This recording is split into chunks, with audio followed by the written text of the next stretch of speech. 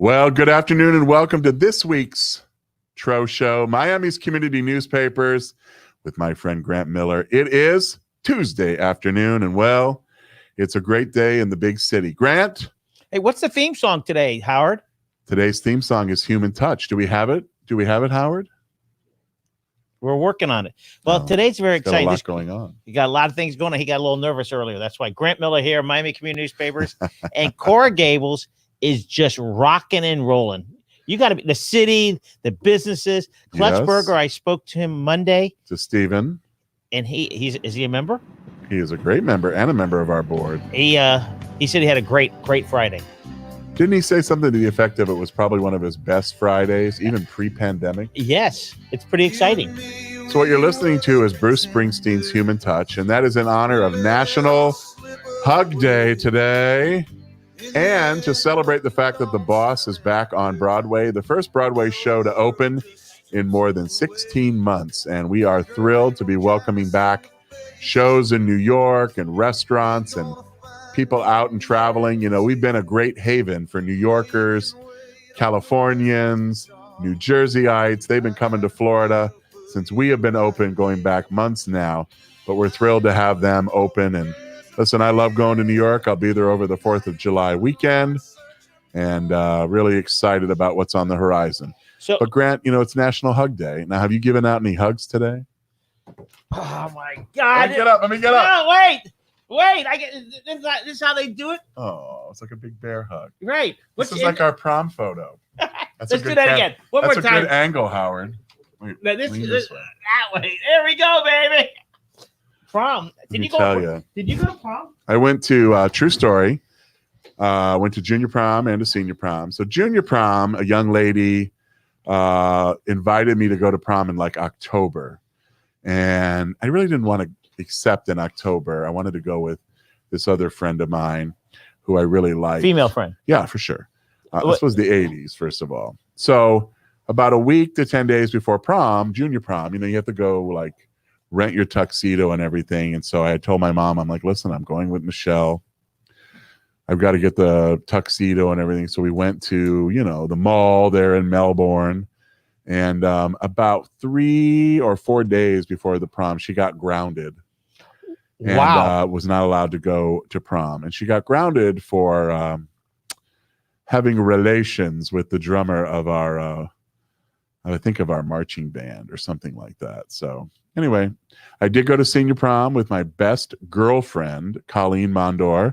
Shout out to Colleen. 4 couples went to prom together. And, you know, prom was different back then. So you went to dinner. We all met at Colleen's parents' house, did pictures, had dinner at a restaurant called the Chart House, which they have one here in the Grove. They used to, but there was one up in Melbourne, Florida. It was a very expensive restaurant. And then we went to prom and danced. And then the after party was at my friend Dan Sneed's house. Where basically Dan Sneed. And how many years? How many years was it? This was 1986.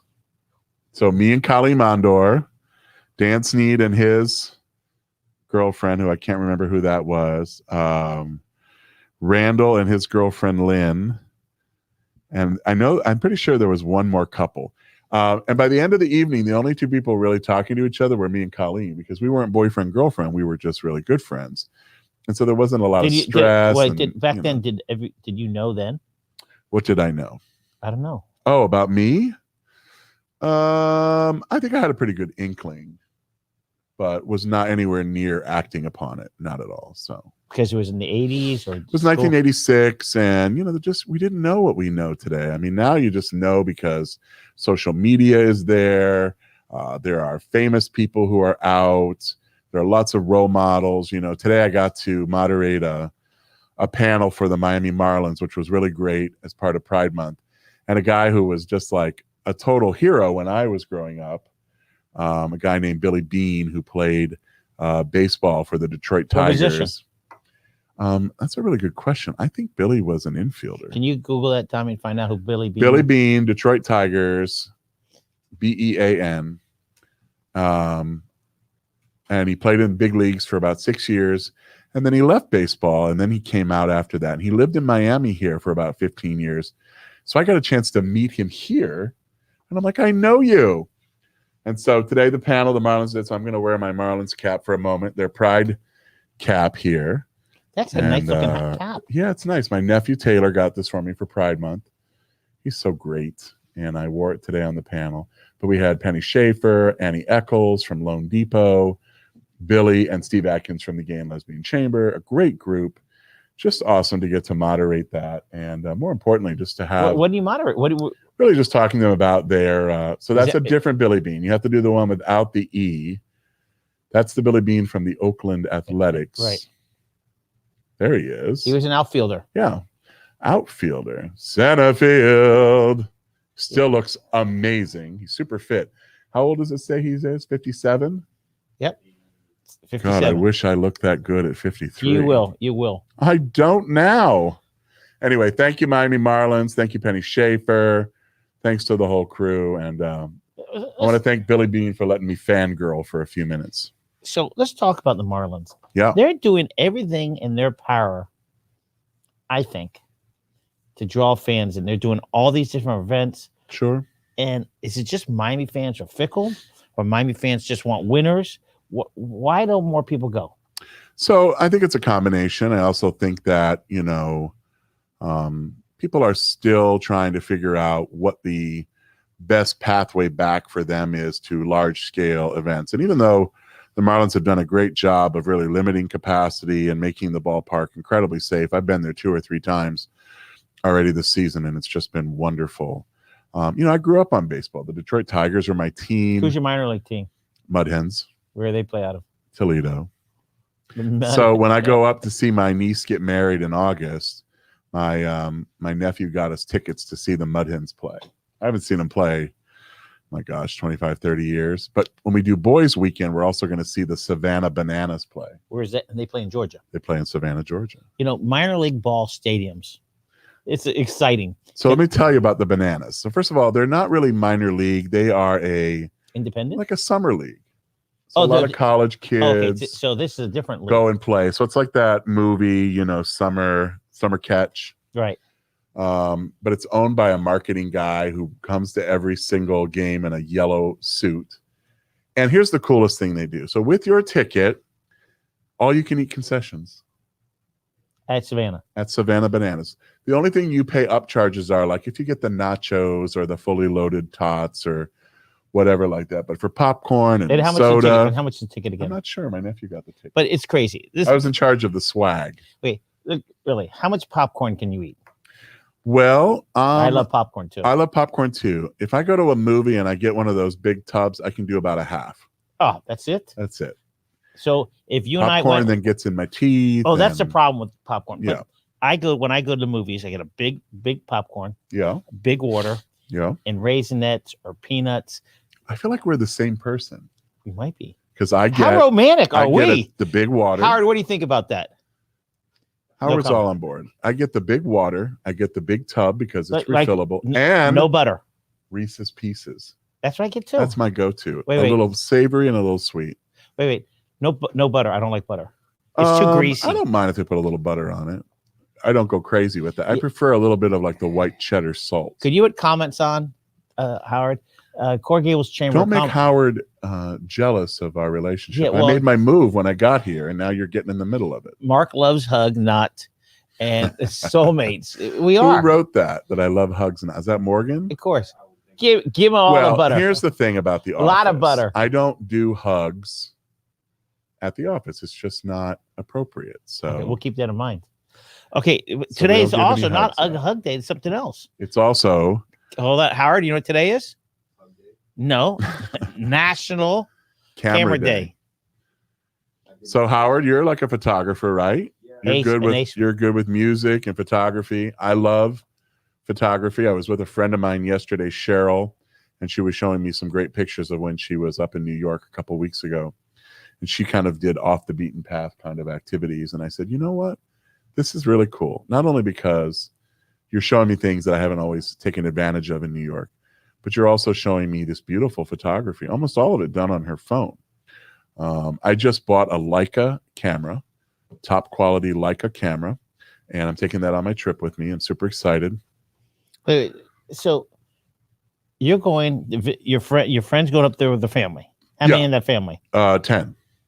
And you're friends with all the family? Yeah. Okay, I was just wondering. Yeah, it's the core 4. Right. So it's my buddy, his wife, my godson, my little niece. Then it's his sister, Where are they coming from? Homestead. So they're all flying to New York. Yeah, through Miami. His sister, the brother-in-law, the kid, the father-in-law, and the sister-in-law. How And then me. exciting! No Yankee game, no Met game. Yeah, no, we're definitely doing that. 7:05 on Sunday night, July 4th. We're going to the Mets Yankee game There's fireworks. and fireworks after. Were the tickets expensive? I didn't buy the tickets. He invited me as a guest. So there's only 4 of us doing the baseball game because only 4 out of the 10 wanted to do that. So I bought all 4 of us matching Mets hats. Hey, is that romantic or what? Well, I just want to make sure we're representing. I'm not a Mets fan, so I wouldn't own anything Mets. Okay, how about this? This is a little history of Miami. Okay. What Miamian was a pitcher for the New York Mets Okay. when they won the World Series? Thank you. Bam. Al Leiter. No. Bam. Good answer. Christopher Columbus graduate. Ed Lynch. Oh, I don't know Ed Lynch. So I'm And thinking then about became the manager of the Al Cubs. Leiter because he pitched for the Mets, but he also pitched for the Marlins. And his son. And his son is now the starting pitcher for Vanderbilt. And they said he's going to be And they drafted. cleaned up last night, right? Yeah. And they said the draft, he'll get drafted very So high. Al Leiter was in the crowd last night, and I was watching the game over at my nephew's house, and they panned into the crowd. And first of all, he looks like he could still pitch. Yeah, he looked like he's in good But shape. that boy of his got a heck of an arm. Yeah. Did A you lot see, of movement. That's a live arm. Did you see when at the Vanderbilt game that he was like keeping score with his daughter? It was adorable. Now speak about Al Leiter. Al Leiter. I got to talk about Was that his wife? maybe his daughter. Could have been his wife. Okay, what do you think about what happened to who got forfeited? North Carolina State. So you got to feel bad for them because obviously, they were dealing with COVID protocols and listen, they gave them the best that they could do. They put some delays on. They worked their way through it, but unfortunately, no ACC team belongs in the College World Series. So it worked out for the best. So an SEC champion will be crowned, possibly tonight, maybe tomorrow night. Will it be Vanderbilt or will it be the Bulldogs of Mississippi State? I remind you that at one point, out of the 16 regional sites, I think half were SEC teams, including Florida hosted. Now, Florida blew it. We hosted Miami. We never even got to play Miami. We both lost to Alabama State and USF. Yeah, you got blown out of the water. Both of us did. We got blown out like 20-1. All right, so to make it clear, Biltmore is not the city is not No fireworks. Sorry, Amy. And Miami Beach just canceled theirs. They did out of respect to the loss of life up in Surfside. And the event was supposed to be in North Beach, so it was right there. So they canceled it. But you can go to Miami Springs, Amy, because we constantly want to spend money on things we shouldn't. Good job.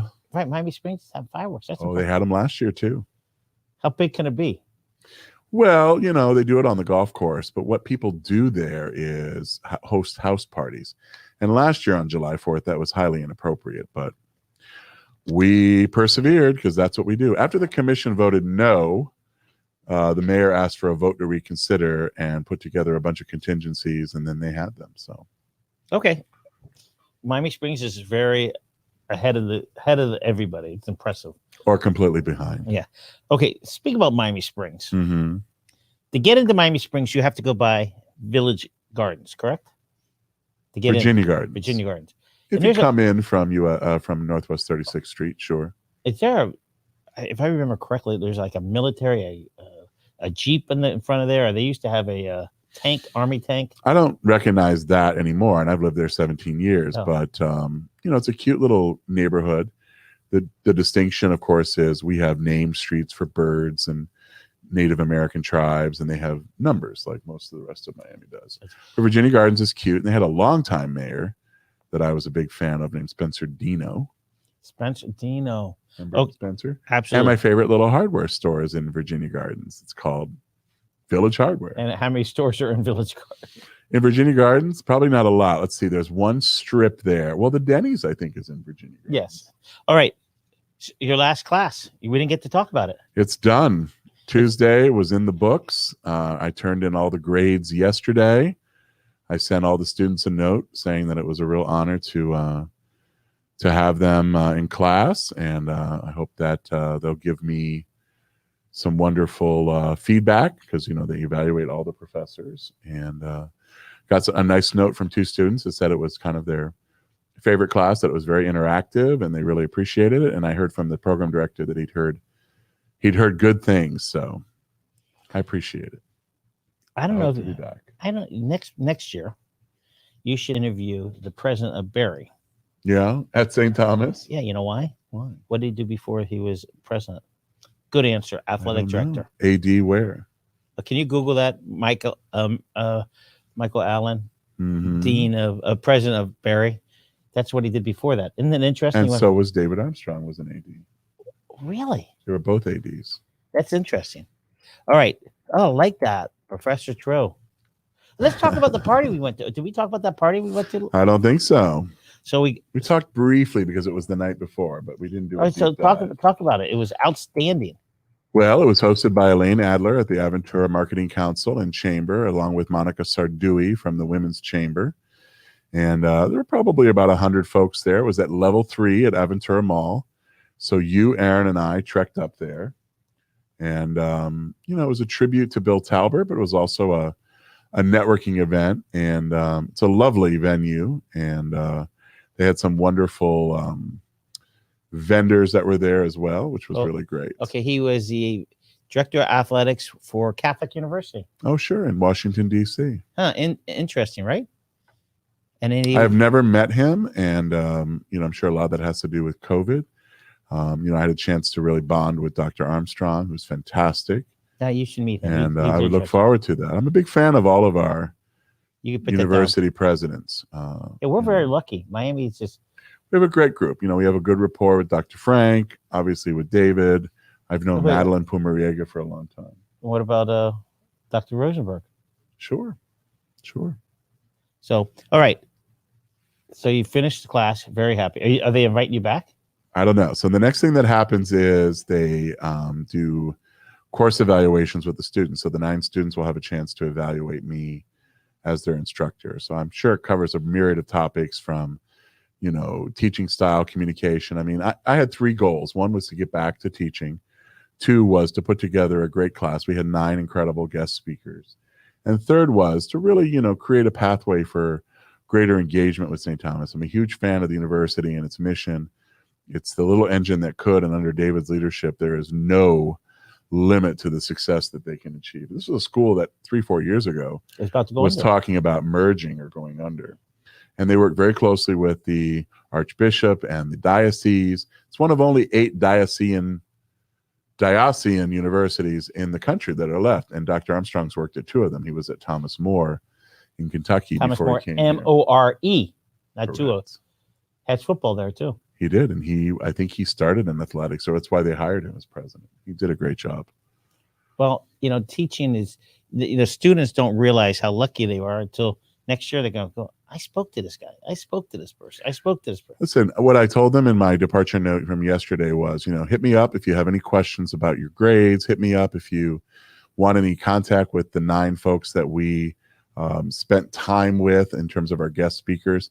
2 students wrote me right back and said, hey, I have an interview with such and such, or I reached out to this person and they put me in touch with someone else, which is great because at the end of the day, every business to some degree, whether you're going in the sports business or even at the graduate student level, or you're going into banking or you're going into real estate, it's very much, about your network.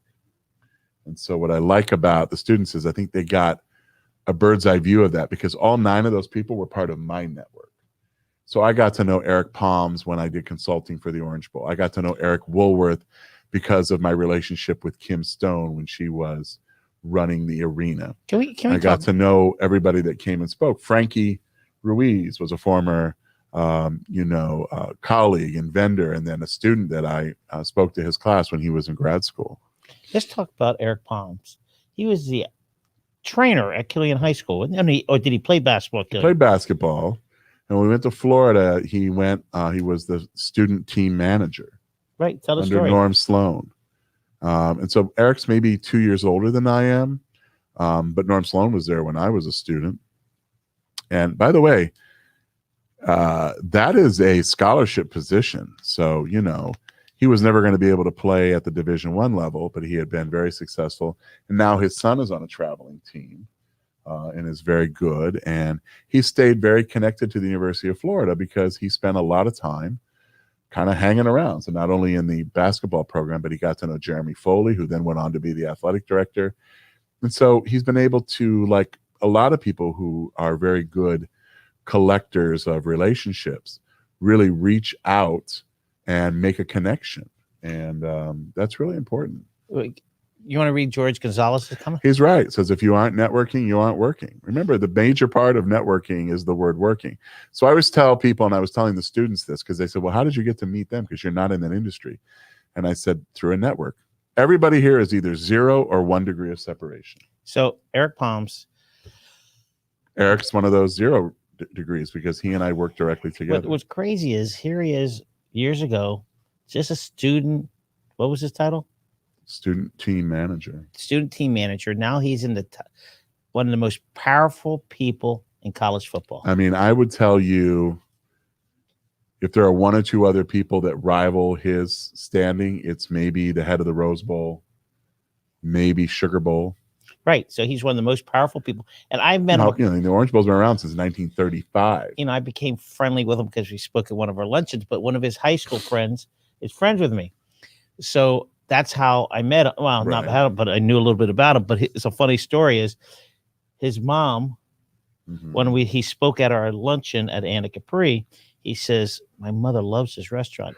So we all love wait. We had to put the picture of Eric right in the middle of the thing. So every time his mom goes there's my son. There's my son. And adorable. I don't know her, but his father was the longtime city architect of the city of Miami. Wow. So I remember going to meet with him about a project when I worked for the city. And, that's not a common name, Palms, P-O-M-S. And they look exactly alike. So I said to him, you wouldn't be related to Eric Palms? He goes, yes, he's related to me. He goes, my son. I said, I worked with him on a consulting basis for 3 years. We created the Volunteer Ambassadors Program. And listen, Eric's incredibly gracious. And so he told the story to the students of us working together and how they put me in a little bit of a quandary my first year because we needed to manage through some existing challenges and build a program from scratch. And, they kind of let me walk into the lion's den, but it worked out. And at the end of the day, you collect those relationships. And I say that in the most positive way because that was 1998. That's 23 years ago that I've been connected to Eric. And I've watched his rise. He became CEO of the Orange Bowl about 4 months before I became CEO at the Chamber. So we've also grown up together over the last 15 years in these leadership positions in the community. So other than networking, you're supposed to go to Florida too. We did. Yeah. We had the Gator connection. And he's just a good guy. You wanna surround yourself with good folks like that. So, as George Gonzalez says, if you're not networking, you aren't working. If and when you join the chambers, especially Core Gables Chamber, you got to be part of it. You got to get on committees. You have to show up. Don't sit with your friends. Sit with other people. Stand up. Introduce yourself. Wear your tag on your right side when you shake hands. Right? That's the old Lane Adler tells me all the time. That is. She'll pull it right off your breast. Right off. Put it on that side. But, the town is open, right? Core Gables Chamber, you have an event in 2 weeks. Open. Yeah. I mean, as we look to the end of the month tomorrow, we're really excited about July for a couple of reasons. One, it's really, I think, a benchmark for us in terms of getting folks who are still trying to make their way back, fully back engaged in the chamber. And then 2, we have a number of events, obviously, that we're going to do in person, starting with our breakfast, as you mentioned, on July 15th. Well, tell me Howard, were you waving giving to us the high sign? No, we got plenty of time. Howard's got somewhere to be. He must have a hot date today. He and I are doing a collab. Okay, so this month we had Pride Month. You did it with the Marlins. We did that. New board members? Yep, they'll start September 1st. That's Redford exciting. Heyman from Jelly Places, Rosella Papali 4 women, 1 man. from RP Branding Studio, Jessica Wilcox, Jay Wilcox Consulting, Myrna Vaca from U Health, and of course our really good friend Monique Selman from MTS. Okay, 4th of July, you're watching Construction. fireworks from at the stadium. Well, not MTS. That's her email. Albany Homes Construction. Right. 4th of July, you're going to be in New York. I'll be in New York. There's no fireworks here. What do you mean no fireworks here?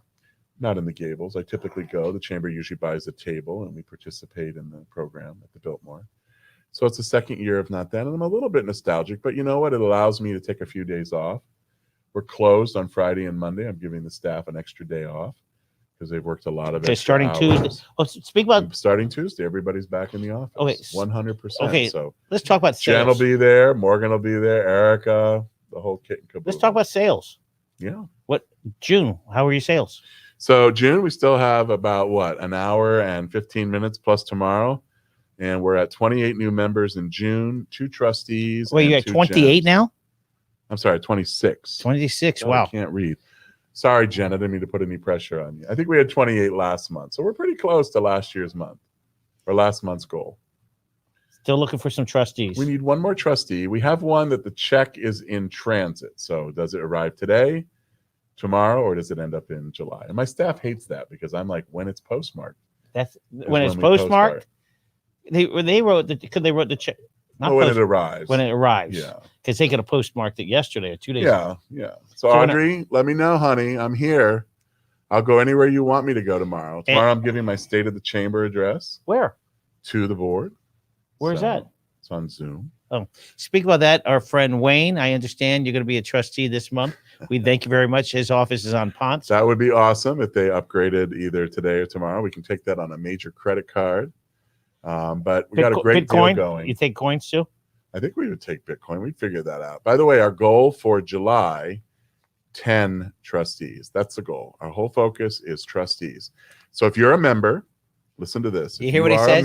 That's why I always pick up my checks in person. I know. I kept trying to do that.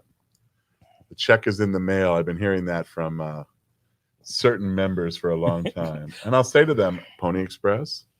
All right. So let's talk about social media. Yeah. You're at 5,700. Yeah. You're shooting for 6,000. Yeah. Have so you I just started the car wash thing yet? We did that one. That one's completed. We did that with Justin.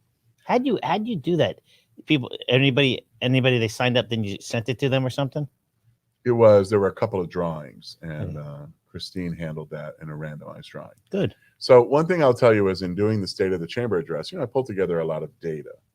So, on an average year, we'll bring in around 225 new members. 225. 225. So as of this morning, we were at 185.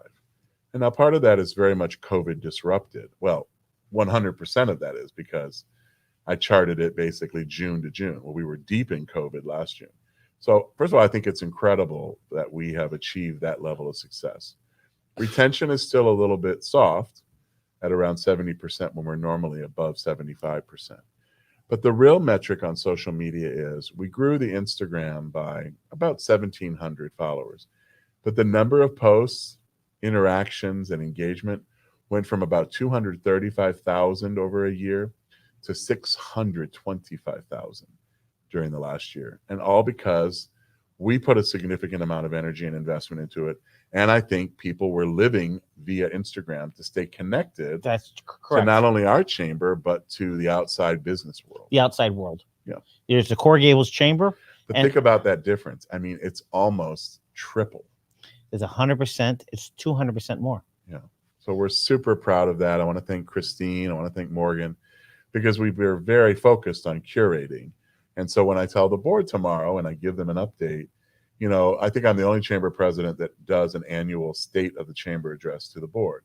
But it's to help them understand two things. One, that they play a significant role in the work that we do. And two, there is still work to be done. So one of the metrics which we have to work on is our trustee diplomats only brought in one trustee in a year. So that's not really the way. Wait, I thought you were on the board. You have to bring memberships in. This is the trustee council. So it's not necessarily board. Oh. And the board has to bring in the equivalent. So bring in one trustee, you meet it. Sponsor something, you meet it. Bring in a sponsorship, you meet it. Our top salesperson outside of the chamber sales team is Amy. She brought in, I think, 5 or 6 members already. Congratulations to Amy Donner. But we have to we have to work harder on that because we put a lot of time and energy into the diplomat program, and to bring in one, that's not going to work. The board brought in 28 members over the course of this year so far.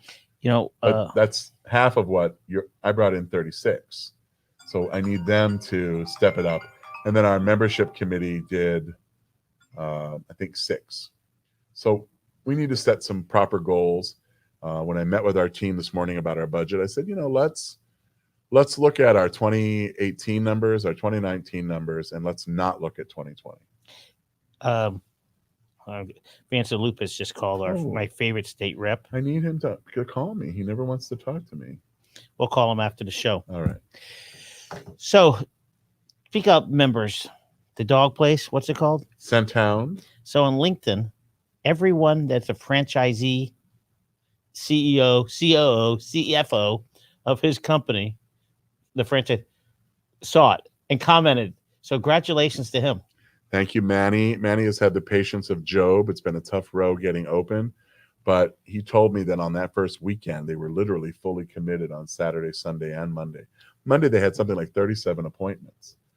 Did they get you see your dog? You taking your dog? Not yet, but they've offered me an opportunity to bring Winston. He's a little elderly and ornery. Doesn't see super well, so I'd have to really take care of him. I'd have to stay with him. Coral Gables Chamber said Queen Amy. Wow, that's what they call her now. Oh, nice. Queen. And who's she? Sold 5 what trustees? From the membership committee, 5 memberships. Wow. Mm-hmm. And then who else is doing well selling? Drew Curran. What's happening with him? I saw Drew at the opening of Eclectico. He's doing great. Very involved with Miami Children's. He's the best. / Nicholas Children's Hospital. And it's just great. We're going to have a big announcement about Drew's company and their boss early next week. So, which boss? Ron Sheffield. Oh. So I'll be announcing that here on the show next. Live from Miami, Florida, not New York. No. Okay, summer reading. So we launched our summer Wait, hold on. list. You went to lunch with David Lawrence. You got to talk about that. Breakfast. Same thing. His second breakfast. So when you have breakfast, lunch, or any meal with David Lawrence, better be prepared with 3 things. 1, be prepared to talk about what you're reading. So I am reading a book about Abraham Lincoln and Mary Todd Lincoln and their marriage and their relationship. Probably one of the first perceived power couples. Maybe not married for love, but married for support. It's a great book. You're an Abraham Lincoln freak. Yeah, and so is he. Okay. I mean, he gets books about Lincoln and sends them to me before they're even published, and I'm like, dude, come on. Like he's a step ahead always. Secondly, be prepared to talk about a wide variety of topics and be prepared to work quickly from the hip. I love David's authenticity and his absolute inquisitiveness into myriad topics. So we talked a little bit about the Children's Trust, where I'm the treasurer and he's the founder, what the future of that holds. We talked a little bit about our chamber and what we've been working on. And then really what we see as a pathway forward about Miracle Mile. He's very concerned about that. So, not to speak out of school, but I think he would share that with you. He's really such a dynamo. And then he invited me back to his place because he recently acquired a 10-volume set of Lincoln's papers assembled by Lincoln's 2 secretaries in the 1860s named Nicolay and He bought them. He bought them. And he worked through a great gentleman who I admire, who helped him find a great collection in great shape. So I got to see them. And then, of course, as he always does, he gave me a book called Caste, C-A-S-T-E, and it's by a former reporter of his who's a Pulitzer Prize winner who worked for him at the Detroit Free Press. And let me tell you, we met for about 90 minutes. He squeezed me in between breakfast number 1 and Zoom call number 2 and a luncheon that he was having. And I'm thinking, this guy is busier than ever. And he's leaving to go out of town for a month, I think, starting tomorrow. Where he's going, like Minnesota somewhere? No, I think he goes northeast. He is truly a gentleman. I love him. And what he did with the Miami Herald, he brought it to a new level, and you can see what he brought it to the top, and they're struggling. And he's constantly engaged in dialogue. I mean, we spent some time talking about race in America. I talked to him a little bit about the work we were doing in D&I. He gave me the book called Caste, which looks at sort of institutional racism through 3 lenses: slavery in our country, Hitler and the extermination of Jews and gays and others during World War II, and then the Indian caste system, which is what the title is related to. So looking forward to that. I'm taking that to New York. I fly up, as I mentioned, on Thursday, and I'll kick back on the plane and read a little bit. read a little bit. Okay, we got the annual conference coming up in August. We do. So really excited about that. On the 19th will be our GEM Awards, working again with Alan Morris. We'll be making a major announcement about that next Tuesday on this show at 3 o'clock, so stay tuned. And then secondly, and most importantly, the conference will run all day that Friday, the 20th. We've got some great panels lined up. Who? Well, I mentioned to you about lunch, that we'll have the GM of the Marlins, Kim Eng, joining us and speaking in a fireside chat. We're working with Doctors Hospital on the morning program, and we've got a couple of other folks that we just need to confirm, like author Les Standiford, working with Ron McGill. The whole goal really is to put our arms around our theme, which is reunited. And so we want to bring to the forefront people that, continued to do good work, even in the midst of a pandemic. You may have only been reading about what they were doing. Listen, our community's been through a tough time. It's not just COVID, but certainly the economic losses. And then the last 6 days with Surfside have just been heartbreaking. And I'm so proud that our community foundation, Mary Snow and her team, are part of the fundraising group. She told me this morning that in 5 days they had raised $1.7 million. Community Foundation. The three community foundations, Key Biscayne, Miami Foundation, and I think there's one other, in 5 days. And she was on her way up to the reunification center where a lot of the family are waiting for word.